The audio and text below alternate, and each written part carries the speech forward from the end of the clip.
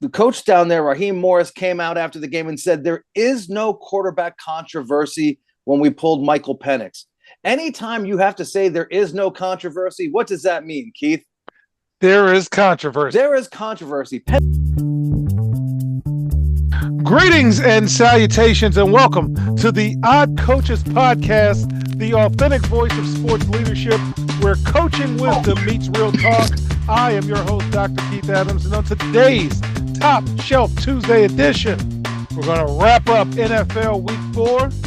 Segment 2, we're going to talk about when do you hit the reset button with this rash of quarterback injuries, and we will preview week 4 this week, week 3 this week, and week 4 next week.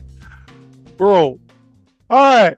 With me today, teacher of the month every month, Mike Connors. Mike, how are you? I'm doing well. Keith, how are you, doctor? I'm doing well. And Captain for Life, Will Cotton. Will, welcome back from Sin City. And you don't have to tell me what happens there because it stays there. All right. Connors, what was the best thing you saw this week? Best thing I saw this week was, again, the Colts and Daniel Jones. I mean, this guy left New York and is just playing on fire. He was 18 for 25 with 225 yards, 1 TD, no interceptions, a 113 passer rating. He's on pace to throw for 5,000 yards this year, which is a huge benchmark.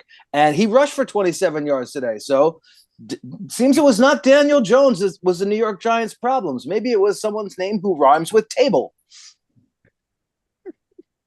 Somewhere Mike King is like, I can't win. All right. Will, what was the best thing you saw week 3 of the NFL season?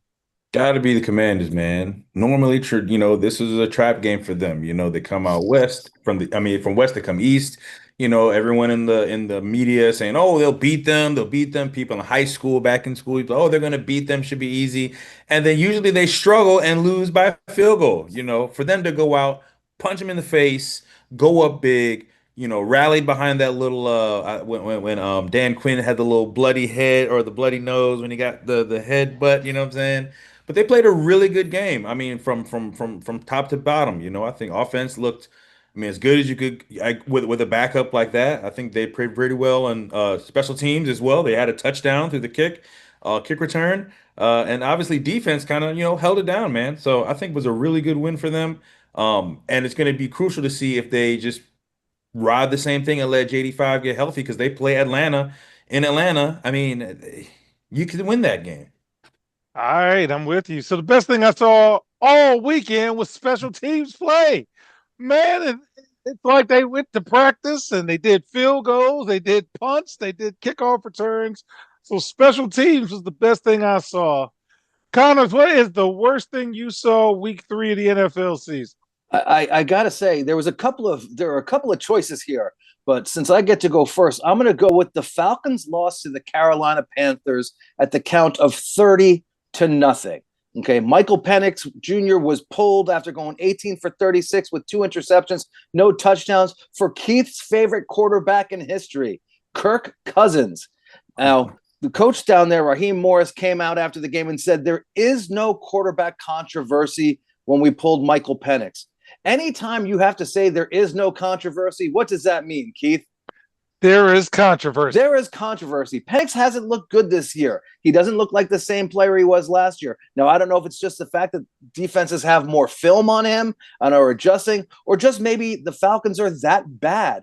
But Kirk Cousins came in and played, not great, but losing 30-0 to Carolina, and hats off to Carolina for coming out and playing a full game. They took it to them. So the Falcons today were the worst things that I saw. All right, Codman, what is the worst thing you saw week 3 of the NFL season? Oh man, it was definitely the Dallas Cowboys. Just looking terrible, lost. I think CeeDee Lamb got hurt a little bit, was limping around there. Dak throwing interceptions in the end zone. I mean, how many times are you going to watch this show before you turn it off? How many times is it going to happen before fans really just like turn on the guy and say, we just don't accept this nonsense. It's ridiculous. It's stupid. And I feel as a long time Commander fan, Redskins fan, I get it, man. I get it. You can't fire the owner, and that's the biggest problem. And I hope they never figure it out. All right. So for me, it's Green Bay losing. Had to hear about Green Bay and potential Super Bowl, this, that, and the other. And I'm looking fans at my player. And when you are the game of the year on everybody's schedule, your life has to change. And that was the question we had in the preseason episodes. When you are the target, it's different. And Green Bay failed today against a mediocre team that shouldn't beat you. They can hang around, sure, whatever, but at the end, you put your foot on them and you keep it moving. So that was the worst thing I saw. All right, Connors, what is the most surprising thing you saw this week? I got to go with the Minnesota Vikings, led by the Ginger Jesus, Carson Wentz, out of North Dakota State University. They put up 48 points today, and he's the backup. That's more points almost than combined the first two games. Okay, Wentz was 14 for 21 for 173 yards with 2 TDs and 0 interceptions, passer rating of 130, and he won 2 national championships at North Dakota State. The Ginger Jesus could be the answer to Minnesota. He doesn't just hand the ball off to win a national championship. He threw the ball in North Dakota. Okay, I'm gonna skip all of that. No, come on. Let's hear. Will What can you say bad about the Ginger Jesus? Oh man, he brought up Carson Wentz. All right, Will Cotton, what's the most surprising thing you saw? I'm gonna go what you said a little earlier, Coach, but instead of worst, I think is most surprising. I mean, I was just surprised Green Bay lost that game. That's a game where, if your team is supposed to be going to the Super Bowl, if the train you're on, you don't lose that game.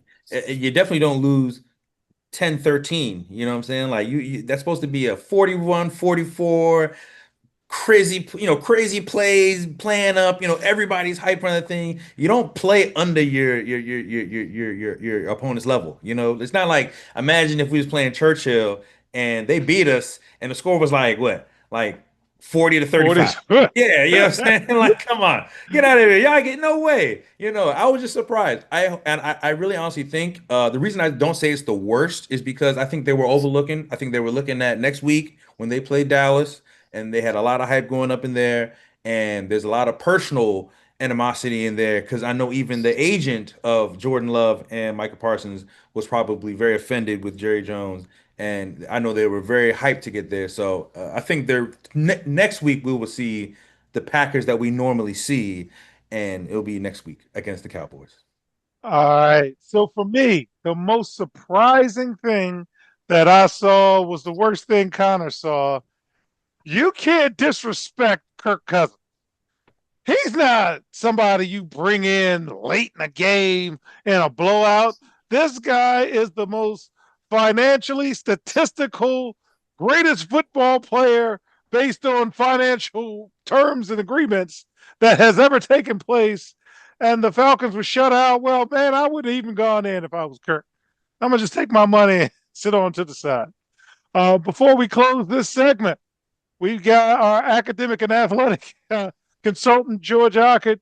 George, we are on most surprising things for week 3 of the NFL. What is the most surprising thing for you week 3 of the NFL season? The Colts.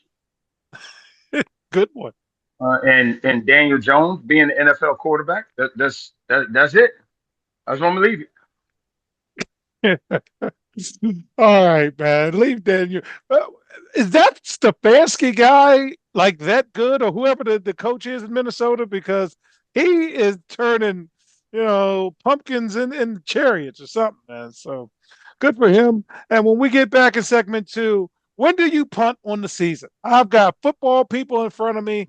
They're going to let you know, fans.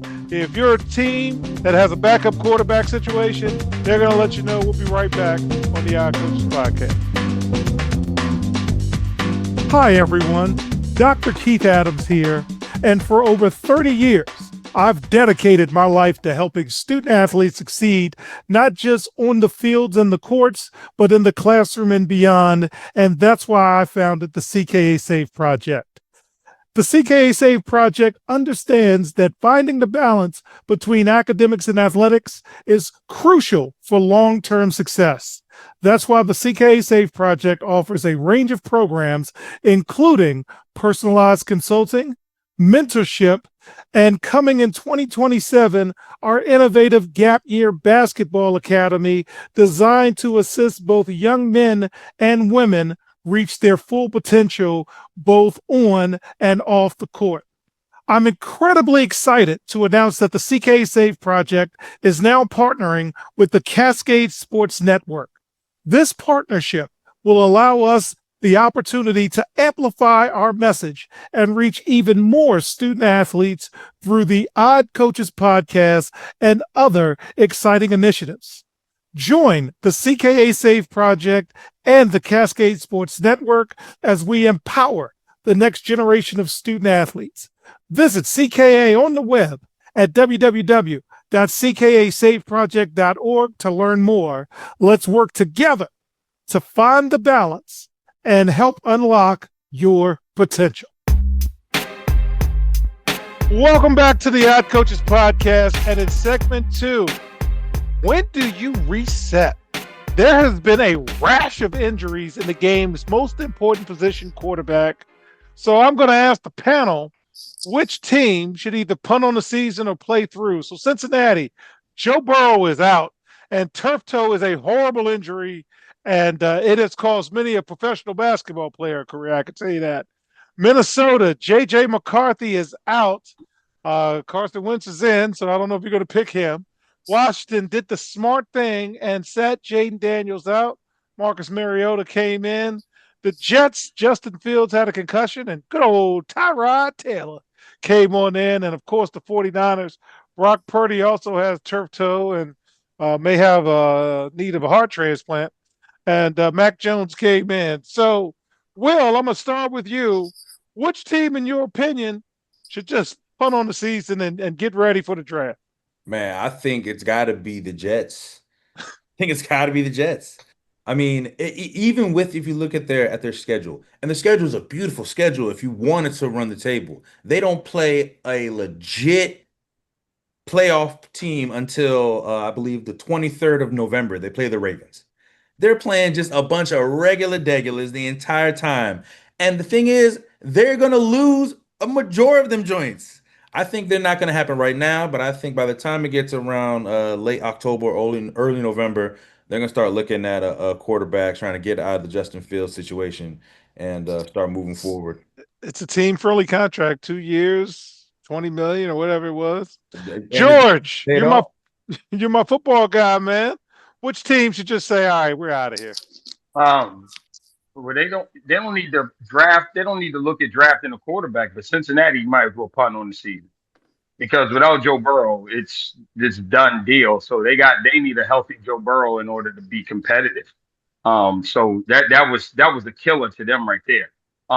Another team I'll bring up though, the New Orleans Saints. They should have punted on the season. They're playing backup quarterbacks. And what they got, they better go find somebody to lead that play thing because it's bad out there right now. It's bad, and I mean all the way around. Defensively, offensively, it's bad. I saw a guy run down the field today against them. He was triple covered, but he was behind everybody that was covering, and they dropped the touchdown on him. So yeah, the Saints cut that. Okay, Connors. Who should punt on the season based on the quarterback situation? I thought the Saints had punted by putting Spencer Rattler in weeks ago, but I digress. Cincinnati, I agree with George. Cincinnati's got to punt on the season. Joe Burrows is that organization. They have no offensive line. They paid their receivers a ton of money, but they don't have anyone who can throw them the ball. I mean, Jake Browning, the third-year player out of Washington University, is their backup quarterback, and their third string is Brent Rippon, who's most known for being the nephew of the real Rippon quarterback in the NFL, Mark Rippon, and that's from a Giants fan. So unless Cincinnati makes a big move, they should just punt on the season, trade whatever assets they can get things for, and stockpile 9,000 draft picks and just start over. Burrow's not that old. He could get through a year or two of rebuilding and still have a very successful career. But yeah, Cincinnati without him in, if he's going to be out for 6 to 8 weeks, after turf toe surgery. There's no getting up from that. So, yeah, definitely Cincinnati's got a punt. All right. So, fans, when we get back in segment 3, we will talk about things strictly for entertainment purposes only, as well as preview week 4. We'll be right back on the Odd Coaches Podcast. Hi, everyone. I'm Dr. Keith Adams, and for years, I've witnessed the struggles student-athletes face on how to truly balance the demands of academics and athletics. It's a question that I have dedicated my life to answering. That's why I wrote Finding the Balance, my personal journey to academic and athletic success. It's more than just a book. It is my personal journey, and it is filled with hard-earned lessons from decades as a coach, educator, and now president of the CKA Safe Project. Inside, you will find practical advice, real-life stories, and a clear roadmap to help student-athletes, coaches, and parents navigate the complex world of balancing sports and education. And now I am thrilled to bring this message to a wider audience as a proud member of the Cascade Sports Network. We're partnering to amplify these crucial conversations about student-athlete success. I believe every student-athlete deserves the opportunity to reach their full potential, both on and off the court and the field. You can purchase your copy directly from our website at www.ckasafeproject.org. Join me and the Cascade Sports Network as we work together to help every student-athlete succeed. Welcome back to the Odd Coaches Podcast in segment 3, OCP Top 5. Mr. Connors, it's on you, sir. Okay, so last week our top 5 was Philly, Packers, Buffalo, Baltimore, and Detroit. There have been some changes. Okay, now not every game was over by the time I composed this list, so please don't go crazy. But here's what I have this week. They won this week, but they didn't win convincingly, so they don't get the Ric Flair woo. But the Philadelphia Eagles are still the number 1 spot. I have Buffalo in number 2. I'm sorry, George, go ahead. I said they shouldn't have, but go ahead. But good teams win ugly. We all know that. Good teams win with referees help. Go ahead. Let's just go. Come on. I ain't going. Okay. Well, I wasn't rooting for him, George. I mean, if you want to talk about rooting against teams, we can talk about rooting against the Cowboys. Mike, I'm not on you. I'm not on. I know, George. But so Philly 1, Buffalo 2, Tampa moves up to number 3, Indy to 4, and the Packers down to 5. Now people can complain about this, but I'm trying to do the best I can to keep 3-0 teams in there. And a couple of those teams look really good. And folks, it's week 3. This is not my Super Bowl predictions. So that's who I got today. We'll take it. In terms of gambling recaps, I wasn't entertained with the Cowboys game. I took the over 50.5. I was entertained with the Pittsburgh Steelers, Coast Steelers. Will, did you do anything strictly for entertainment purposes only this week? Yeah, I had a couple. I took the under over there on the Thursday game. Went over to MGM. My little classic sports book. Didn't hit the. I thought I was gonna hit the under. I heard it was raining. I heard Miami was not playing very well. It was over under 49.5, and unfortunately it just didn't hit at that time. Had a couple anytime touchdowns today. Didn't hit. Obviously, I thought Bijan was going to at least do something against Carolina. Something. I mean, he had 100 yards, but I need you to get in the end zone, my man. Get in the end zone. But we're looking very good moving forward. So tell me about this with Atlanta, and any of you guys can respond to me. They tell me they got a running back in Bijan Robinson. They're supposed to have the greatest tight end prospect that ever happened, and you got a wide receiver and no buckets. So, George, what is it with Atlanta? Well, I mean, how come they can't score? They got a first-year quarterback. They got a second-year quarterback. They put him in last year. Man, he played 4 or 5. He played a few years in college, of course. I don't care. They got the young quarterback that's just learning things, and they have an offensive line that's got some holes. So, you're going to have weeks where they score 30, and you're going to have weeks where they don't score at all. So this is what happens. They're an unsure thing. Atlanta's got some talent. but it's going to take a while for that talent to come together. So, Jiminy Crickets. All right, so Connors, looking at week 4. What are you looking at in terms of games? Any games catch your eye for week 4? Yeah, a couple games catch my eye. Philly traveling down to Tampa. Okay, neither looked that pretty today, but both came away with the win. Indy and the Rams. Let's be honest. The Colts going to the Rams. That's a big game right there. Both teams have looked good so far this year. And Green Bay, Dallas, both played horribly this week. And let's see who rebounds. And it's in Big D. And of course, Mike is going back to say hi to Jerry. I'm sure there won't be warm hugs in the parking lot or the tunnel leading into the stadium, but those are the 3 best games that I see on tap. All right, Codman, what are you looking at in terms of week 4 games? Well, it's got to be Dallas. That's a primetime game. Obviously, it's going to be a big thing. Philly and Tampa always play tough games. I mean, I don't know what it is. They always put in really entertaining, like they just have a thing into each other. So I'll really be excited to see that joint. It'd be exciting. Of course, I'm going to see it watch Atlanta play Washington, see if they put JD5. I don't think they need to, in my opinion. Let Mariota go again. Even if they lose, I'm not too worried about it. But I would do that. It's long term. I want to, Indianapolis for the Rams, man. I think that's another tough. That's going one. Indy's going out to the West. We'll see if they can continue it on to 4-0. I mean, 4-0 becomes a big thing, and then that target is just getting bigger and bigger on your back. So we'll see what happens with that. And obviously, Baltimore versus Kansas City. I mean, everyone's going to be watching that. That's the big one. That's when you you go to the bars. That when you get to your homie's house. That's when a couple of things, put little things on the grill. So this is really a very good schedule that going on next week. So I'm very excited for that, and I'm not going anywhere. So I am very, very excited. George, before I get to you, Will, when did they start calling that boy JD5? When did they start calling Jayden Daniels JD5? When did that happen? Oh, I just started doing it. It's not just you. It's like I'm hearing, and at first it was like, "Who's that?" It just pops. Yeah, a nickname just comes. His mama gave it to him. Okay, all right. I had to ask. I'm home because I've seen. I've heard that like the last few weeks, and at my job, they were dropping it like I knew, and I'm like, whatever. All right, George. Which games this week are you checking out? Oh yeah, next week are you checking out? I really don't care about the Dallas Green Bay game. That's going to be bloodletting because Dallas's defense can't stop a cold. I definitely want to see that Kansas City Baltimore game, and I really want to see Tennessee and Houston because that's the battle of the Bad Bowl right there. That I got to see.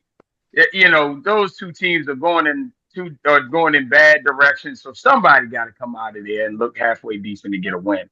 Somebody. Yeah, it was Tennessee and Houston for me, and Chicago and playing the Raiders in Vegas. Those are the 2 games I wanted because I don't know how Houston got to be so bad. I mean, are they bad or are they just playing bad?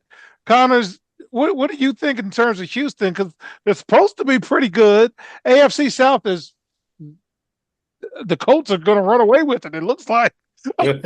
Yeah, what are we doing? I don't know. I haven't seen them enough to give a definitive answer. But the last 3 years, all we've said is they should be turning the corner soon. They should be turning the corner soon. Maybe the coach doesn't have the locker room and can't get them motivated. That's the only thing I can think of because the quarterback has some talent. He has some athleticism, but I haven't seen any consistency out of him. So that comes down to a lot of coaching. So I don't know what they have going down there.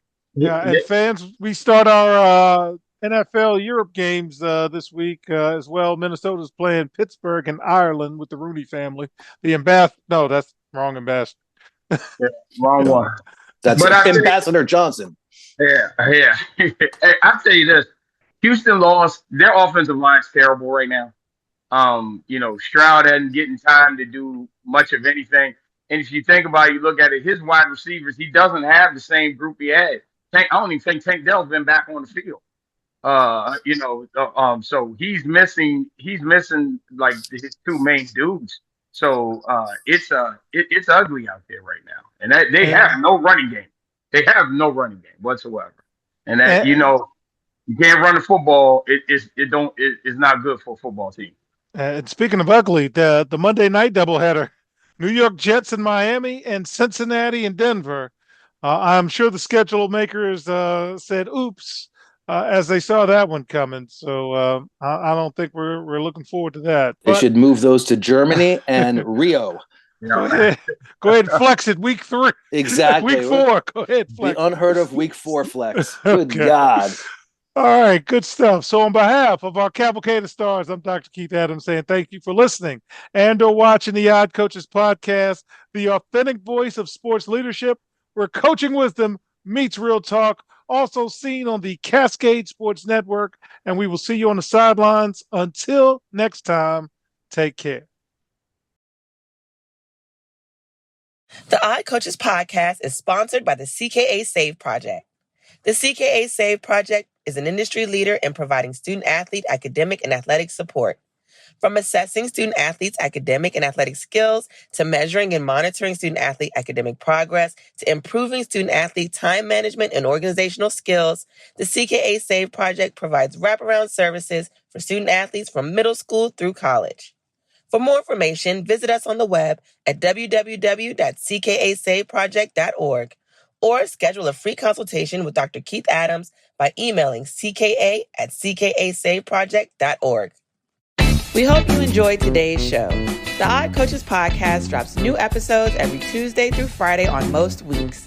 Make sure you subscribe to the Odd Coaches podcast on Apple Music, iHeartRadio, Podbean, Spotify, and YouTube. Follow the Odd Coaches podcast on Twitter and Instagram at Odd Coaches. Follow Dr. Adams on Twitter and Instagram at CKA Save Project. In addition, follow Coach Mike Francis on Twitter and Instagram at Coach Franchise, spelled Coach Franchize. For more information about the CKA Save Project, please visit them on the web at www.ckasaveproject.org. See you next time on the Odd Coaches podcast.